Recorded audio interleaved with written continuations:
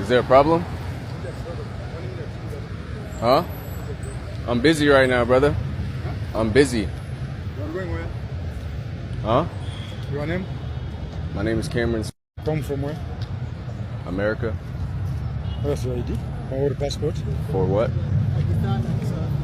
Your passport or Why do I need to give you my passport? you live where? Why does it matter? Huh? Why? No problem, you can tell him. No problem. Why?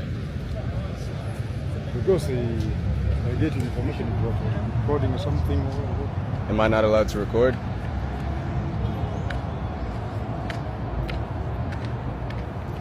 Well, go on, G. Hey, Yes. My name is Cameron. what are you doing? Me? Oh, what you doing? Come. Why are you grabbing me? What's your name? My name is Cameron. I just told you. From where? America. Why are you grabbing me, brother? What's the demand for this? Why are you taking camera? Why are you taking videos? I'm a tourist. Why are you taking videos? I can't take videos. No, I just like a station. Who told you to take the videos? This is my job, brother. Are you a content creator? Yes. Am I doing something wrong? Illegal? Am I a criminal? Very illegal. Yo! I just got out the fucking police station, bro. Yo. Oh my God. Is this trying to take a righteous man down? What the f? Yo, them try to beat me. All that. Is there a problem? I'm busy right now, brother. I'm busy. You're going where? Your name? My name is Cameron. Come from where? America. Where's your ID? Or passport? For what? Or Why do I need to give you my passport? you live where? Why does it matter? Why? No problem, you can tell him. No problem. Why? Because I get information about recording or something. Am I not allowed to record? Well, go on. What's your name? My name is Cameron. What are you doing? Me? What you doing? Why are you grabbing me? What's your name? My name is Cameron. I just told you. From where? America. Why are you grabbing me, brother? What's the demand for this? Why are you taking camera? Why are you taking videos? All right, as you guys saw, Cameron was arrested in Nairobi, Kenya for simply recording. All right. If y'all don't know who Cameron is, he goes all across the world telling people about the vibes, basically, right? He's like a vibe content creator for blacks, right? He traveled to the Philippines, Thailand, all different type of places across the world. He's never had these kind of problems. He touched down in the homeland, and the Africans is so confused. They never seen a nigga with a camera. He just recording himself. You get what I'm saying? He vlogging, and you can hear the African police. They're absolutely confused. It's almost like they don't even know what the fuck a camera is. If you listen to what the African dude, the security or police, what they were asking him, it's almost like they didn't know what the fuck a camera was. Then he starts speaking English. You can tell they kind of started thinking. They were like, what are you, a content creator or something? He said they still arrested his ass. So look, I don't know if he had to pay a bribe. At the end of the video, he got out. But listen, bro, that's the kind of shit that black Americans see. And another thing, he said, why I need to show you my ID? I want everybody to understand this. That's not America. You can't question authority. In America, I can question the police. What do you need my ID for, sir? Why did you pull me over? Am I being arrested? Am I being detained? No. Have a nice fucking day. That's America, because we have law and order. Over there, you saw how they was just questioning him. They don't care about law. There's no law and order. He's the fucking law and order. Whatever African fucking police officer pull you over or jam you up, he's the law and order over there. You get what I'm saying? So I would love to think that the homeland, Africa, is safe for black Americans, but I constantly see videos like this where the people getting jammed up, right? Overcharged. You know what I mean? The Africans just simply looking at black Americans as a fucking wallet or a payday. Now, that's not all of them. I don't leave blanket statements. So I'm not talking about every single African on the fucking planet. No. The ones that are in the videos, the ones that are perpetrating these fucking disgusting acts, those are the people I'm talking about. So if the shoe don't fit, don't wear it. Okay, I'm not talking about you. But when are we ever going to be able to go home and be treated fairly, right? We supposed to be the same, right? Black Americans supposed to be the same, but every time one of us go back over there, we getting dirty. What's up with that?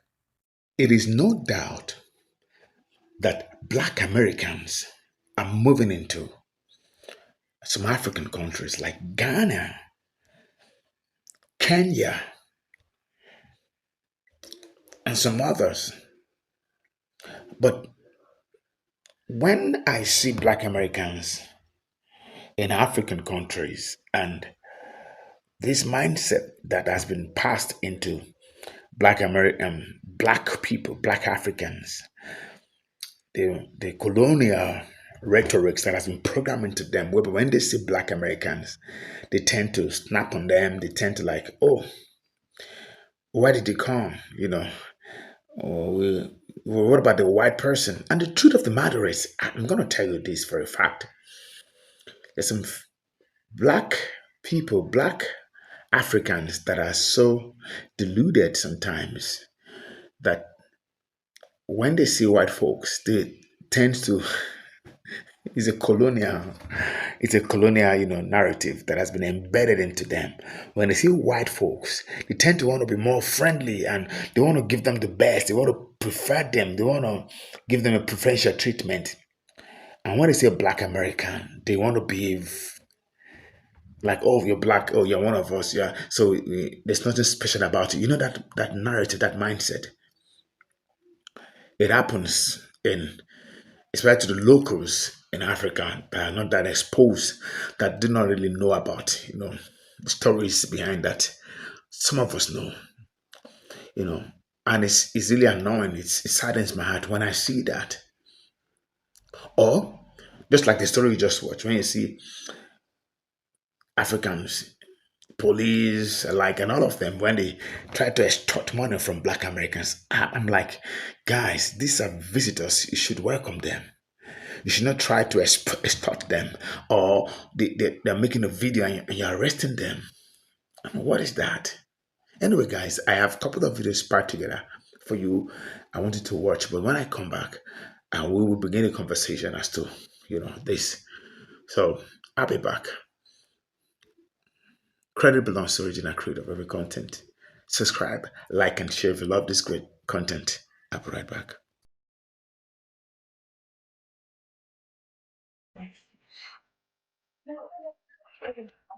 It's really it's popping here.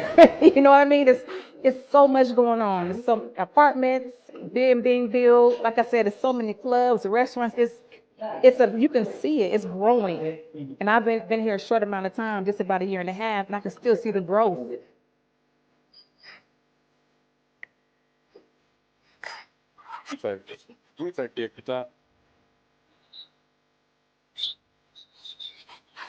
They come in this nation, they invest, and they create what we call job employment, because the dollar and the Kenyan shillings, it favors.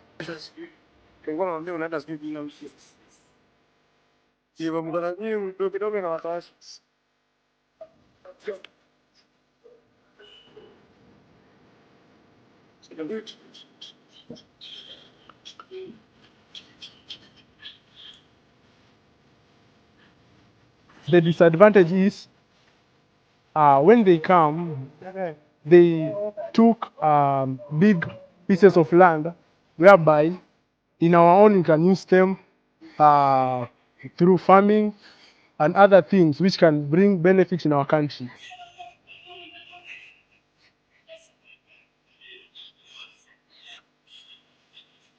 When cities like Nairobi become unaffordable for inhabitants of Nairobi, we'll start seeing mushrooming of shanties, informal settlements, slums. And that is what you don't want to see. As cities grow, you want them to grow in a way that does not marginalize the inhabitants of the cities, especially in terms of their income.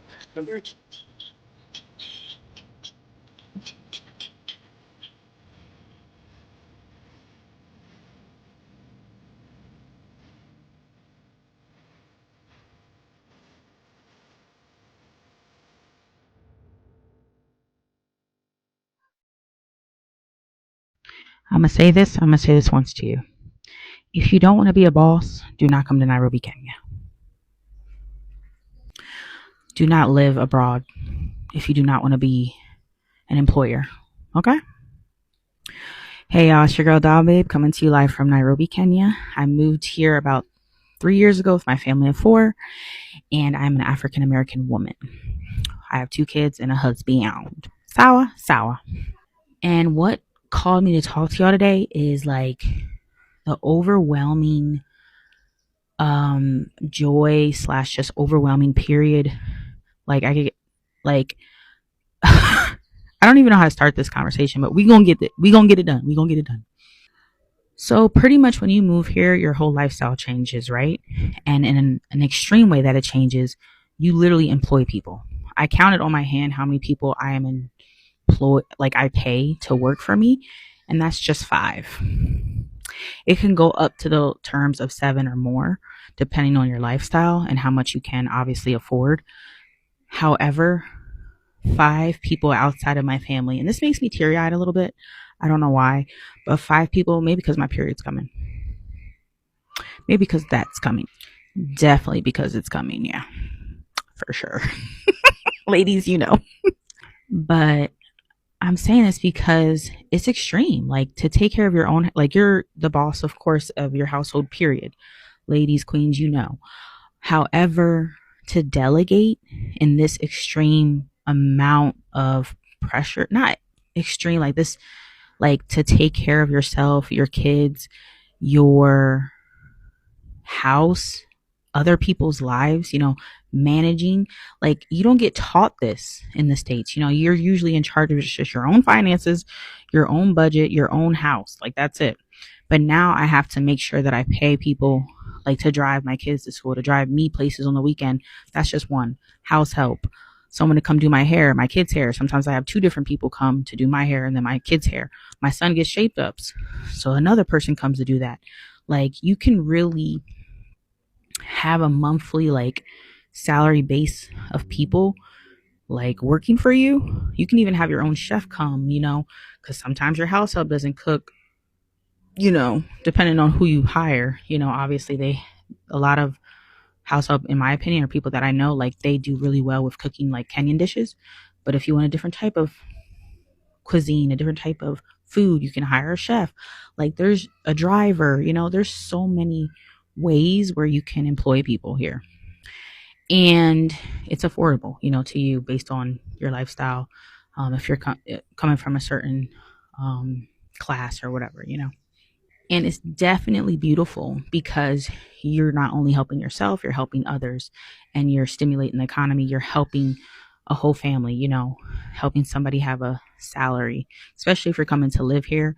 You know, you're helping someone have a job. You're literally, it's a business, you know, like, yeah, it's that's why I get teary-eyed, because I'm like, how many people am I really helping just being here? Just me, you know, by myself. So imagine other people come here employing, you know, people that need jobs. Like this is just on a very small scale, but this is you becoming an employer.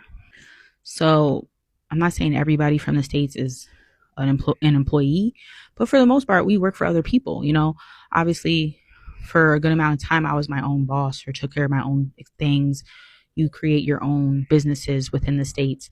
When you come here, you kind of fall into that realm as well. However, it's different when people are working for you in your house, you know. So it's a different type of ball game. And that was something that I had to adjust to. That was extreme culture shock for me. Somebody coming in my house every day, cleaning it, somebody like being around my kids besides me and my husband and my close knit family. Like that was something I had to learn to adjust to. But like, it's a beautiful thing because when you gain that trust and God brings you people that actually mean well and are genuine, like it's a lifelong bond, you know. I don't know why I think about this random thought, but like you guys ever watch the Fresh Prince of Bel-Air? Like the butler, like he was a part of the family, making jokes, doing things, but he still got his job done. Like that's how I feel. But there's times where maybe lines cross where you can get too personal or you can get too friendly. And that's something that I had to navigate through in the beginning. And even sometimes, like, I'm just an extremely nice, friendly person, but you really have to keep that boundary as, like, I'm the employee, I'm the employer, you're the employee. You know what I mean? So that was and sometimes is a challenge for me. So navigating through that is hard, but like just thinking about it now, like, wow, like, I employ this many people, just me being here myself. So imagine if a lot more people from the diaspora come here to live and they treat the people that work for them with respect. Imagine when you're in the States and you work for a boss or a manager and they're terrible. They treat you so bad, right? Like, why would you come here and be like that to someone else that needs a job? I never, ever want anybody that ever worked for me to be like, oh my gosh, she was horrible, or, the kids were mean to me and da-da-da. Like, unfortunately, sometimes I see that and I'm just like, they're human. They're human just like us. We all have our struggles. We all have our issues. No one's better than the next person. But I do believe that the meek shall inherit the earth. Like, God gives you something to give to others. You know what I mean? He tests you. He challenges you. He wants you to give to his people. Like, you shouldn't be like, well, I worked hard and earned this myself. Like, no, I don't like arrogance, ignorance. Always be humble. Always be respectful. Like, I don't care if you're cleaning the floors in the bathroom. Like, I will respect that person as much as I respect the CEO of a company. Like, both, like, just no. But yeah, I'm just looking around because I'm outside. But you're like talking your stuff and then you're looking around like, I just want to make sure. Anyways, don't mind. I gotta wash my hair again. Like, one thing too, like, about the weather out here, it's like someone said it's like and they're so right. It kind of reminds you of like near the ocean or something like that. Like, the air doesn't have. There's no water in the air, if that makes sense. It's kind of dry, so I feel like if my hair is out, like, I have to wash it and moisturize it. Like, you have to have like really good moisturizers. Anyways, because the air is dry a little bit to me. The air is dry. But yes, in saying all that, I'm just saying, like, just be prepared when you come here. You will become an immediate employer. You know what I mean? You'll have your house is your company, your house is your business, and you employ people to work it and work, take you to and from if you don't have a car. So just know that, like, immediately you'll probably employ like 2-3 people right off the bat. Having someone drive you around, like, I think that's the best thing. Obviously, you could take an Uber, but to help employ somebody personally, like their personal business, or they personally can drive you around, like, that money goes straight to them and no cut goes to an Uber driver. It is hard in my experience. However, finding someone trustworthy and stuff may take time, or it may not. God may bless you with someone right away. Sorry, I got a little loud out there. But God may bless you right away with like a trustworthy person. Like, that's how it happened with me with my household. Like, she's extremely trustworthy to me. She does really well with the kids.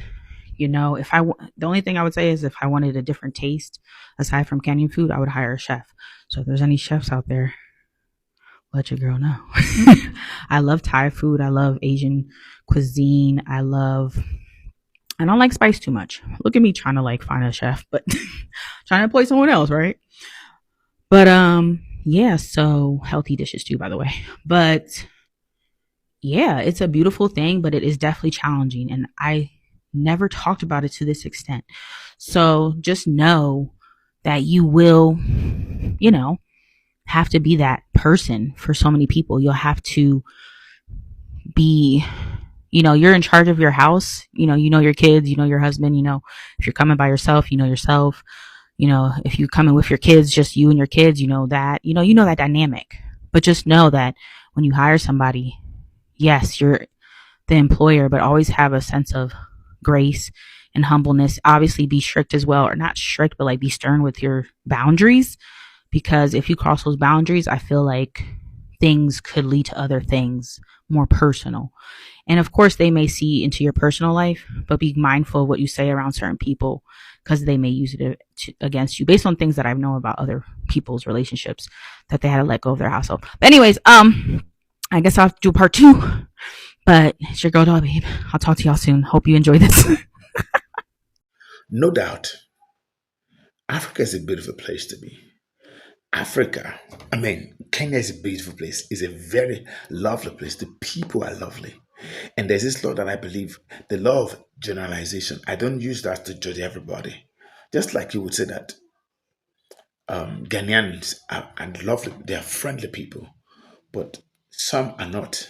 Just like also Nigerians are lovely people, are welcoming people, but few of them are not. So you wouldn't generalize and say every one of them is bad. No, I don't do that. To be sincere, Africans are lovely people. They are welcoming people, but this mindset is a colonial, arrangement whereby when they see white folks, they tend to want to worship them, like give them a better treatment. If they are giving everybody a better treatment, it's okay. But when you're trying to satisfy the white people over the black people, I don't agree with that. And such is exactly what happened. Let me ask you a question. If those guys, this police man, even from Kenya, from Nigeria, from Ghana, from every part of Africa, if they see a white person, would they tell him or her not to record? This is an honest question I'm asking. Would they tell a white person, why are you recording? What are you doing? Would they ask him or her? I guess we know the answer. And that is why I'm here to shoot this content and let the truth be out. I just want to speak against this. This is so disgusting. When as a cop, as a policeman in Africa, you see a black American, most of them are saying they want to come back home. Most of them are saying they want to relocate to Africa. Some don't believe Africa is home, which is also very okay. It's not every black American that originates from Africa. It is not every one of them. I've shared this, because the FBA's Foundation of Black Americans, the indigenous Black Americans, they were already in America. I've said this times with that number. But when you have the few of them that says, oh, we believe in coming back to Africa, we believe, this is our home, when they are saying that you should treat them good.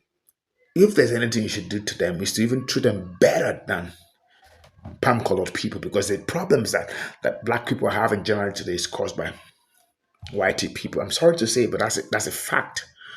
But do not treat white people over black Americans. That's what I don't like. Treat everybody with love, welcome them, give them preferential treatment to every one of them, but white, but black. But don't treat black Americans. Don't extort them. Don't treat them in this manner. And of course, the guy was released later. You see what happened? You see what happened? Let's talk this behavior, especially the people that are. Let's talk this. People are trying to come to Africa. See, if black Americans decide to come to Africa, Africa as a continent, we feel it. The GDP of black American alone in America is 1.7 trillion per annum. So imagine that comes into Africa. Do you know what will happen in Africa? So guys, I have a lot to say, but at the same time, I'm trying not to say a lot. Don't let the colonial narrative enter into you to the extent that when you say black Americans or fellow black people, treat them with dignity and honor. They don't want you to respect yourself. And you are acting out the narrative, the agenda and the propaganda that they have. It will be ignorant of any black person to act ill to any black person, to act in a very disgruntled way and treat them shabbily. No, that will not be good. This is my message to every black person in Africa. Please treat black Americans lovely. Treat white folks too lovely.